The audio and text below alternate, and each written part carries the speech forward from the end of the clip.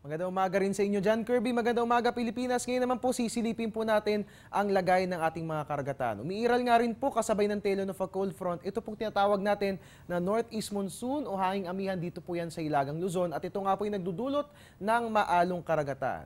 Kaugnay nga, nilabas po ng Pag-asa ang gale warning at ayon nga po rito, ang northern at eastern seaboards ng northern Luzon ay makararanas ng scattered light rains. At yan nga po ay magdudulot ng taas ng alon na 3.4 to 5 meters at partikular pong maaapektuhan ng mga baybayin ng Batanes, Calayan, Babuyan, northern coast ng Ilocos Norte, Cagayan at sakop din po niyan ang northern coast ng Isabela.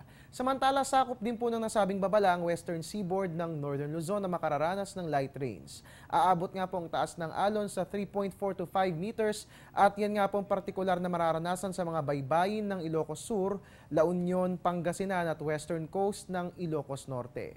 Sakop din po ng gale warning ang eastern seaboards ng central at southern Luzon na makararanas naman po ng scattered rain showers or thunderstorms na magdudulot ng taas ng alon na 3.4 to 4.5 meters at yan nga po ang partikular na maaasahan sa mga baybayin ng Aurora, Camarines Provinces, Catanduanes, eastern coast ng Albay, eastern coast ng Sorsogon at eastern coast ng Quezon, kasama rin po dyan ang Polillo Island. Ang lahat po ng mga kababayan nating mangingisda ay inaabisuhan na wag na po munang maglayag dahil magiging rough to very rough ang lagay ng ating mga nabanggit na baybayin. At yan nga po ang gale warning na inilabas ng Pag-asa. Magbabalik po ang Panahon TV Express makalipas ng isang paalala. Teng, ang package. Ma'am, sabi ng Air 21 on the road na. Ano, Teng? Ang package. Ma'am, sabi ng Air 21 na receive na. Okay, very good. Basta padala, sagot ka ng Air 21. May real-time delivery updates via text para worry-free ka. Teng, ang package, napadala mo na? Yes, ma'am, sa Air 21. Sa Air 21, sagot ko, padala mo. At mga kababayan, para po sa mga nais mag-alay ng tulong sa mga kapwa nating nasa lanta ni Bagyong Yolanda, pwedeng-pwede po yan sa pamamagitan ng pagsali sa relief drive ng Panahon TV at Air 21.